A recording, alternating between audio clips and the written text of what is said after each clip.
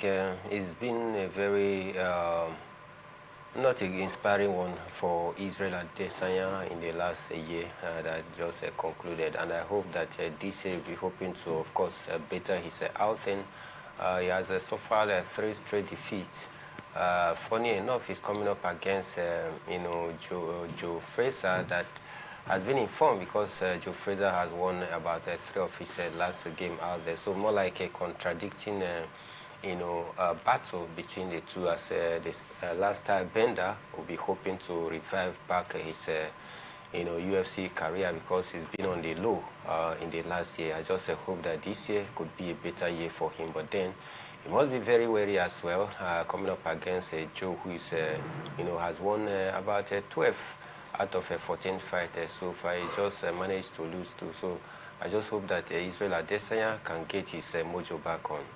Israel Adesanya, can he get his mojo back? What a question to ask, because from what we've seen so far and from, of course, the quality of fighters, he doesn't seem to be very interested in reclaiming his former middleweight crown, which he won before in the Ultimate Fight Championship. Yeah, I think the interest here is to revive back his career, not about reclaiming back his middleweight title, which he lost, because I think he's not been able to build up, his form to that extent where he will say, yeah, he want to reclaim back that title. Before you start dreaming of reclaiming back the title, he must, of course, get himself prepared by taking 1 or 2 fights to prep up himself ahead of, the reclaiming of the belt. So for now, his priority is just to get 100% fit and begin to get 1 or 2 fights and get back to his feet again. Let's get to tennis now. And in tennis, the biggest one is coming in a few hours from now. The Australian Open, the very first Grand Slam of the year, gets underway on Sunday. And the top tennis players are already preparing for this one. In the female category, Emma Raducanu, remember her, yes, the British hopeful, the Australian Open, seemed to have a 10-round match against world number 1 Aryna Sabalenka on the stage. British number 1 got seeded at the major for the first time this year, has been put up against some top seeds at the Australian Open. Mike, it looks like Raducanu, in spite of our preparations, will have very difficult outing at the Australian Open, though we have stars like Last Man, Postizan, waiting for her in the very first round. Yeah, I think it's a tough first round for Emma Raducanu. The reason why the ranking is very, very important, very crucial, is that via the ranking, if you are properly ranked, then you start to face, lesser quality opponent in the preliminary stage. But then, if you are not ranked properly, then you are going to get your groove on, playing some of the big names. So for Emma Raducanu, I think it may just be a setback for her because facing up a top opponent at the early stage of the Australian Open might just get her knocked out. But then I think if she has prepared for this very one, you just make up your mind to say, okay, you are into the championship, whether in the preliminary stage or when the competition gets a ticker to face any opponent. You must be prepared for whatever that comes your way. But then I tell you, it's not going to be an easy battle for Emma Raducanu, especially in the preliminary stage. Talking about ranking, giving you lower opponents in the first round, and we've seen Aryna Sabalenka as well up against a relatively unknown female tennis player in the draws.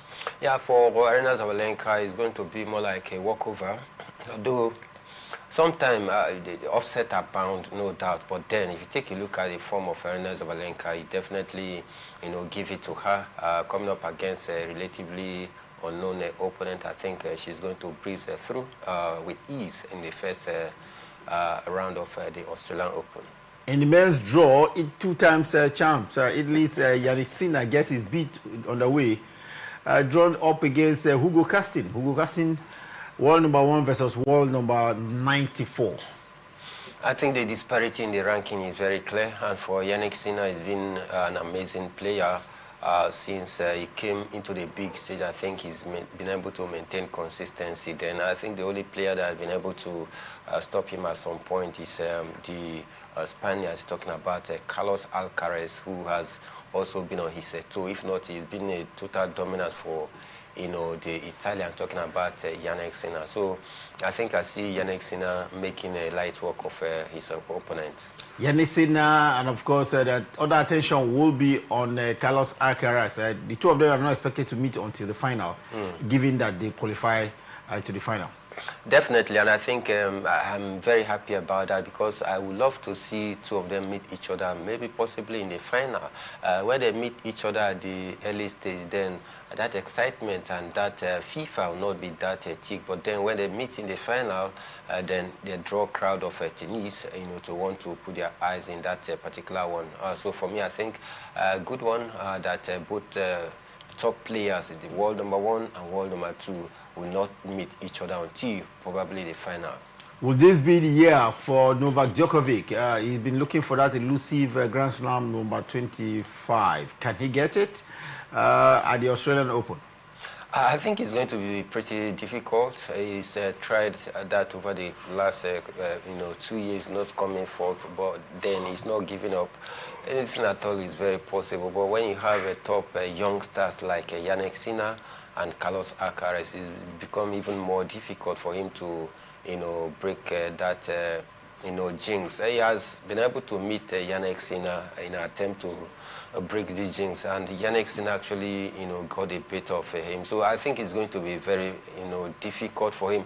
Though last year, when he was actually pursuing that standalone, record, he had to take breaks from some of the games just to make himself ready for that particular one. But despite that, he was still, beaten. He did not get to achieve that aim. Let's hope that this season, is going to be the season for him to break that yoke. Novak Djokovic, no doubt, selective of entrants into competitions last year, all in the bid to see whether he could rake in another Grand Slam, but it was elusive. Let's hope that this year he will get it. And for the Australian Open, this is a familiar tour for Novak Djokovic. He's won up to 8 times or so at the Australian Open in his career. You think he can just cruise past the opponent, given that it's a familiar surface for him? I think he's going to work his way through that. The fact that it's a familiar terrain doesn't mean that other players came there for just a jamboree. All right, every player that comes, for the Australian Open, you have a target in mind. It's either to get to the final, or of course, or either to improve in your performance in the last outing. So I don't think that he's playing a very familiar terrain will just be the reason why he's going to win it. Yeah, you are playing a familiar terrain. It's an advantage for you because you understand and you know and you've gained mastery over that court. But then beyond that, other players are also hungry for success as well. Talking about hunger for success, while Novak Djokovic will be looking for Grand Slam number 25, Carlos Alcaraz will be coming to the Australian Open this year with the aim of meeting up with a career Grand Slam. He's won on other surfaces, the French Open, the US Open, the British, the Wimbledon, but he's never won at Australia. The Australian Open has been elusive for Carlos Alcaraz, the young Spaniard. Can this be the year when he will complete the career Grand Slam? I think it's quite possible. I listened to Roger Federer, one of the greats, also, tipping him to, of course, become the youngest player, to win, all Grand Slam this year. I think he can do that because it is only him, Yannick Sinner, and probably Novak Djokovic that are highly favored for this particular Australian Open. So I think he's in the mix. Who knows if he might just become the youngest player to win all major, Grand Slam. We just keep our fingers crossed, hoping that he achieves that aim. 22-year-old Spanish tennis protege Carlos Alcaraz looking at seeing whether he can complete a career Grand Slam. Talking about career Grand Slam, only just about 8 tennis players in the world has been able to win on all 4 surfaces. And this year, Carlos Alcaraz is really looking forward to it, and he says he's in a very good shape, and he believes he can get it. I wish him the very best of luck. But one man has been looking around. Yannick Sinner, world number 1, very, very strong. But again, beyond these names that have been mentioned so far, Mike, who can spring surprise, on the tour in the very first Grand Slam? I think it's going to be very difficult. Some of the key names that you think might just be able to spring surprises, maybe, other names like Taylor Freeze. You talk about Joe and some other couple of names out there. They have not been able to, live up to expectation. Inconsistency has been the bane of some of these, big names. The only name that you can possibly beat your chest and say that they have been very consistent is just these two, Carlos Alcaraz and Yannick. And away from that, the Russians are still there. Danny Medvedev also, sometimes he just flatter to deceive. And for some of the, British players as well, it's the same issue. They are flatter to deceive. And this is why I'm not taking any of them serious. It's going to be a battle of the trio of Novak Djokovic, Yannick Sinner, and Carlos Alcaraz. It's 48 hours to the, this dunk off of the 2026 Australian Open, the very first Grand Slam of the year in tennis. And the top stars are all set, the draw's been made, and we look forward to actions in the next few hours from now. From tennis, let's look at the latest coming from the world of basketball. The NBA is still heating up, and Detroit Pistons, in the early hours of this morning, took out Phoenix Suns by 108 points to 105 points. 3-point victory for the Pistons. Yeah, truly deserving. I think for the Pistons, they've been very good so far this season. In the Western Conference, I think they've been holding their own, topping their own conference out there. I think I see them doing great things this season, because it's been a while, about 6-7 years down the line, Detroit Pistons has not been able to show that grit that indeed they want to fight for the title. But this season, right from the get-go, they've been dominating their conferences, talking about the Detroit Pistons and the OKC, that is the Oklahoma City Thunder. So let's just see how far they can go this season. Talking about Thunder from Oklahoma, they have taken out the Rockets from Houston. Yes, Thunder beat the Houston Rockets by 111 points to 91 points. Houston Rockets couldn't survive the Thunder from Oklahoma at home.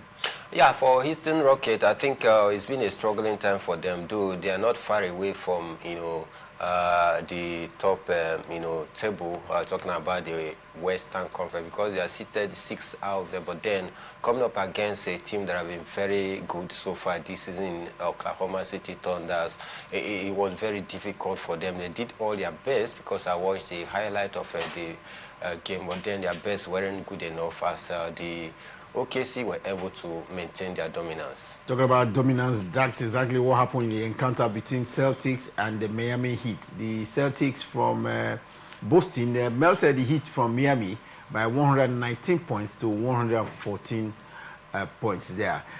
Mike, San Antonio Spurs beat Milwaukee Bucks 119 points to 101 points. Milwaukee Bucks, Giannis Antetokounmpo not bringing his A game. Definitely, I think for Milwaukee Bucks, it's been a very struggling outing for them so far this season. Giannis Antetokounmpo, it's been the lone man that has been doing the job. I think they are just two out there. Whenever they fail to show up to the party, then you definitely expect Milwaukee Bucks to lose a game.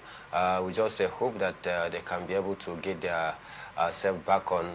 Their coach talked about the fact that they need to take their chances. Some of the 3-pointers that came their way in the early hours of this morning, some of the game, they could not convert some of those 3-pointers.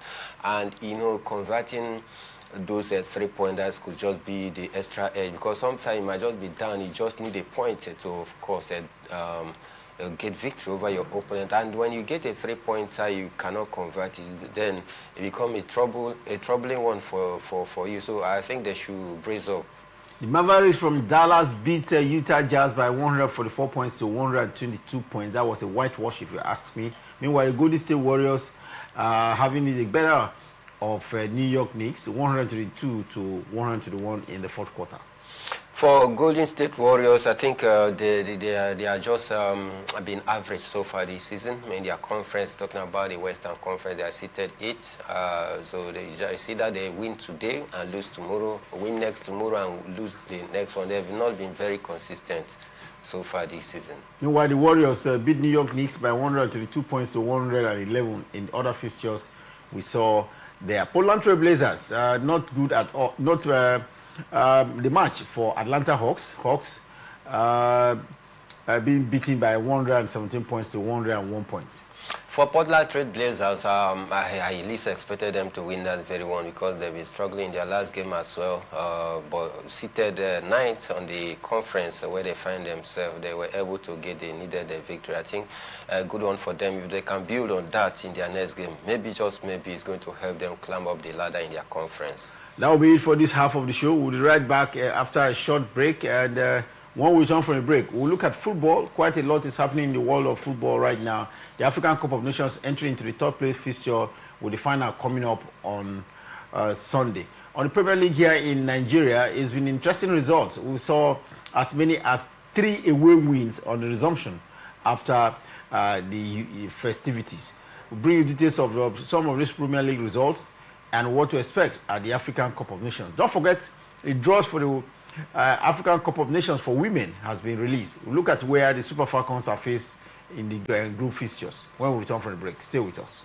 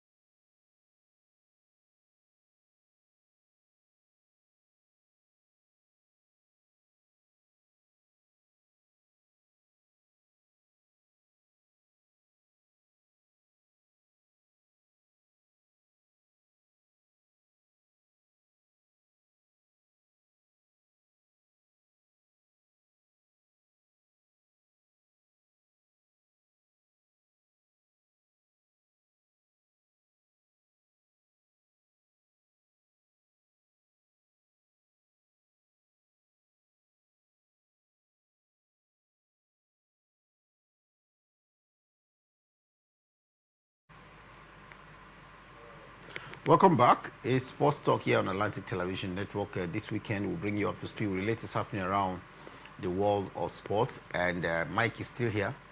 Let's get to football. Earlier on, we told you how he's been interested in basketball, especially with the league getting very a hunch up as well. But now, let's get to football.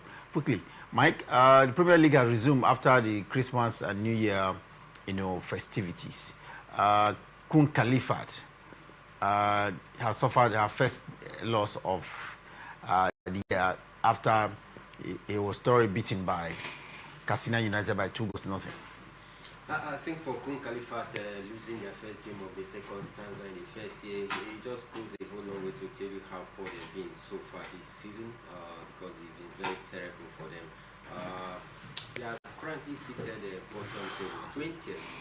That is where they sit with 18 points after 20 games played, and we just have less than 20 games to go, and we are rocking bottom of the table, seated last, occupying, having 18 points after 20 games. It tells you how poor Kun Khalifat has been so far this season. I think they are finding pretty difficult to cope with life at the top flight division after gaining promotion last season. I just hope that they can be able to find a way to see if they can be able to stay afloat, because there is a concern for Kun Khalifat FC for now. Well, where Kun Khalifat suffered our very first defeat for the year, it's been an interesting kickoff of the year for Warri Wolves. Warri Wolves, of course, we've seen Insurance of Benin as well as Kano Pillars winning their first 3 points away. This is refreshing. First 3 points coming on the road for these 3 teams. Warri Wolves were able to take out their counterparts, Wiki Tourists, by 1-0 in Bauchi, and a away win for Warri Wolves there.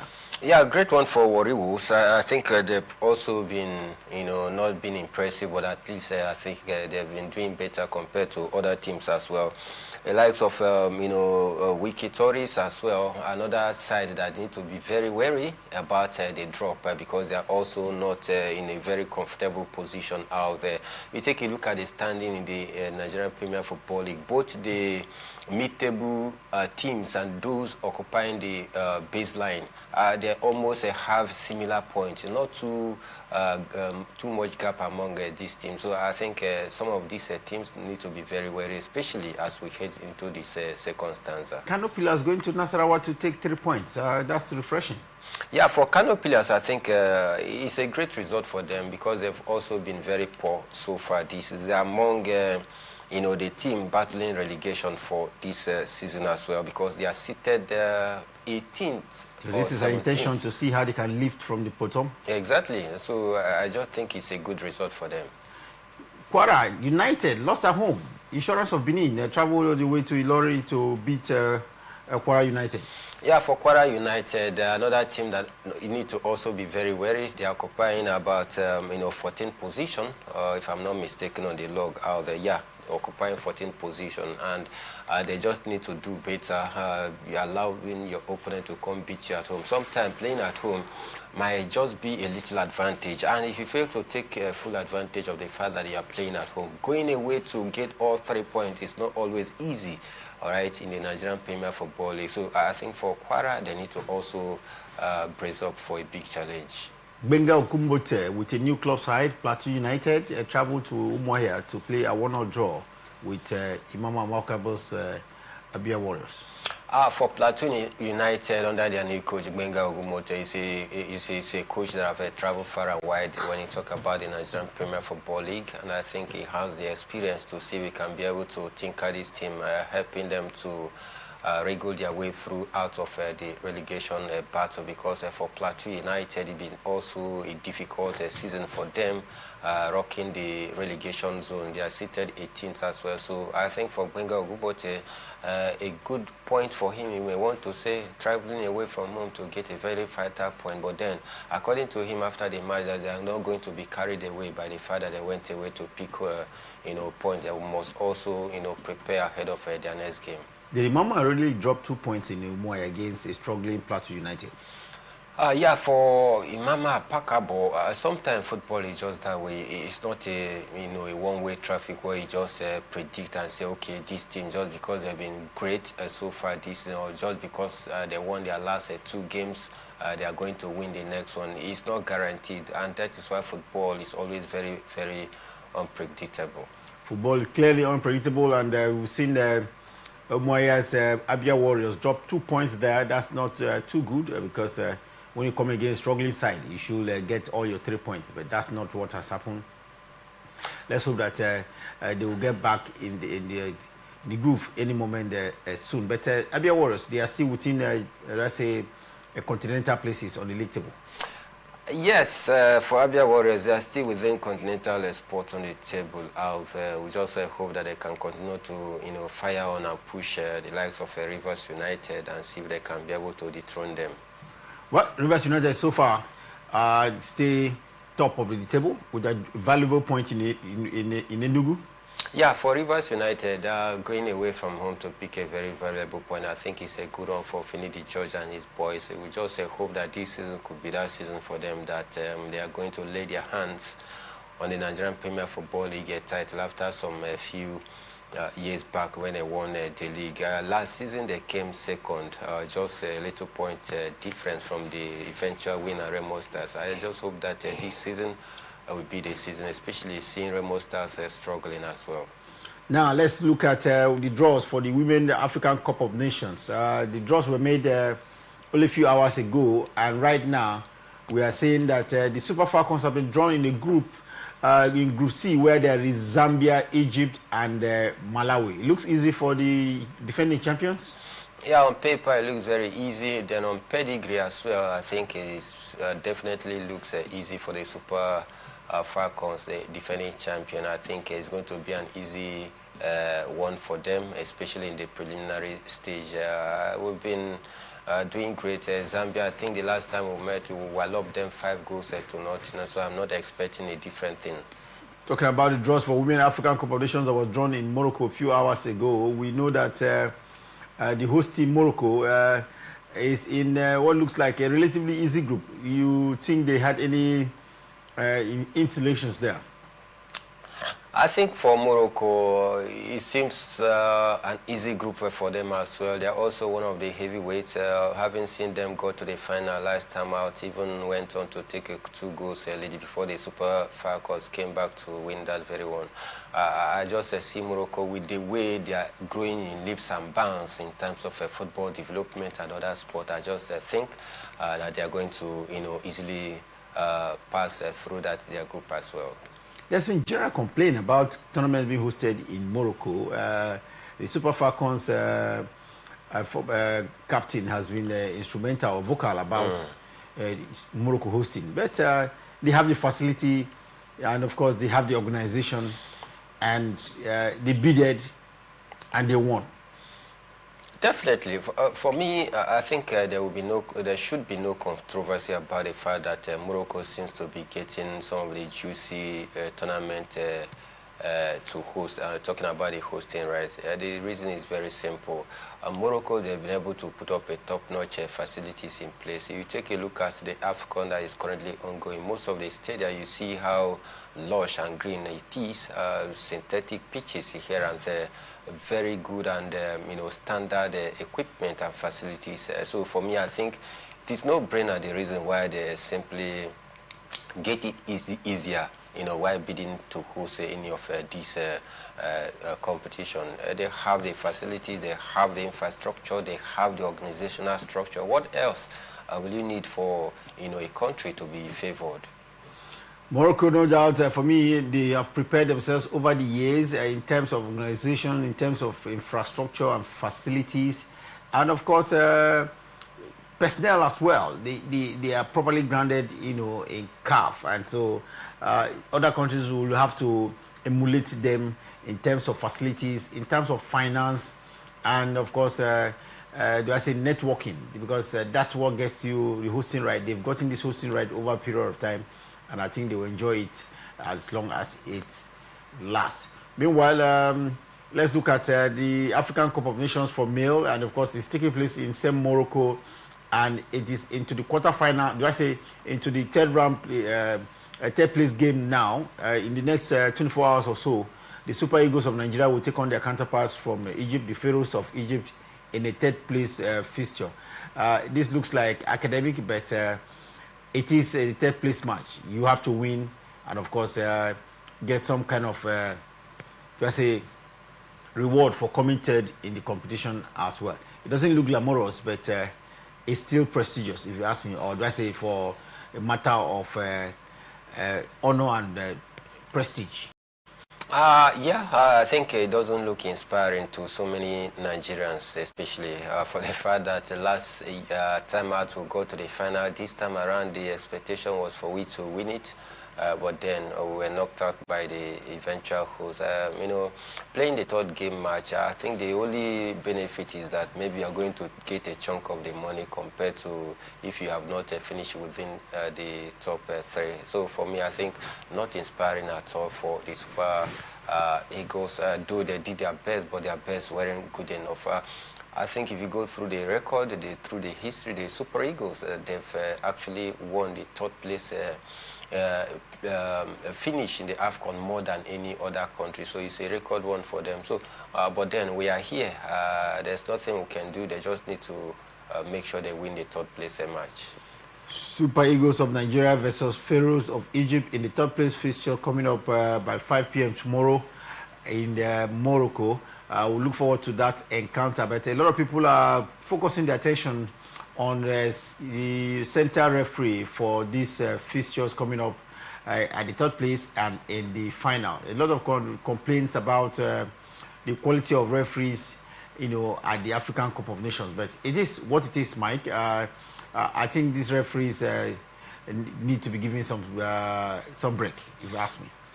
Definitely, but then when it becomes clearly obvious that some errors or some certain blunders were committed, there is need for we to also talk about some of the ref in terms of their performance so far. I think some of them have done great, no doubt, but then the most obvious one is some of the controversial decisions in the last game that we saw between the Super Eagles and the host, talking about Morocco, where the Ghanaian official, talking about the center ref, actually made some controversial calls that still, very surprising to the world of football.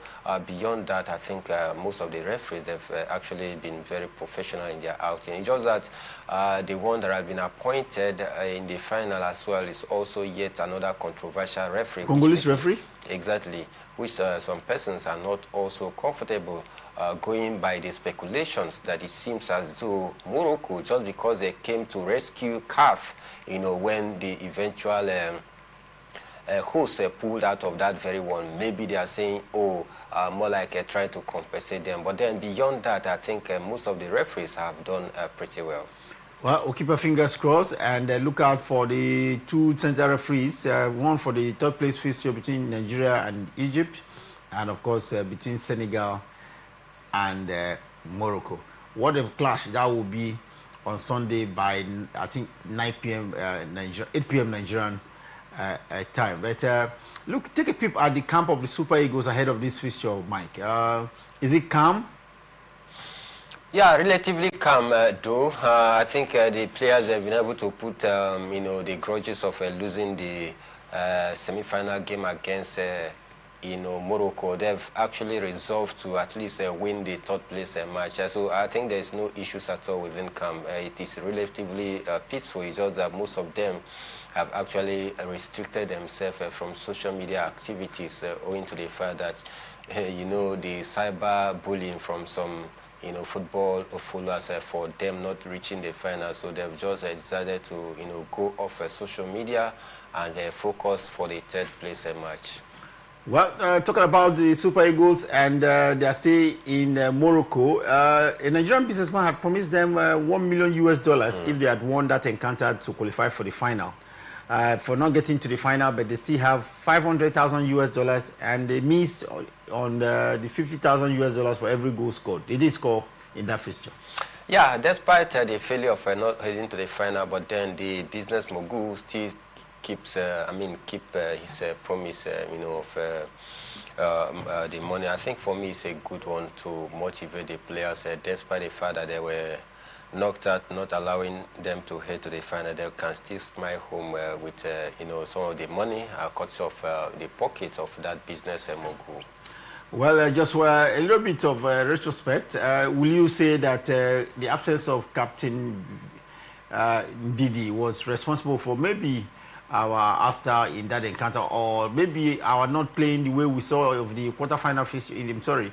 Of the quarterfinal fixture, trying to attack. It looks like we're restraining ourselves from, going all out to attack the home side Morocco.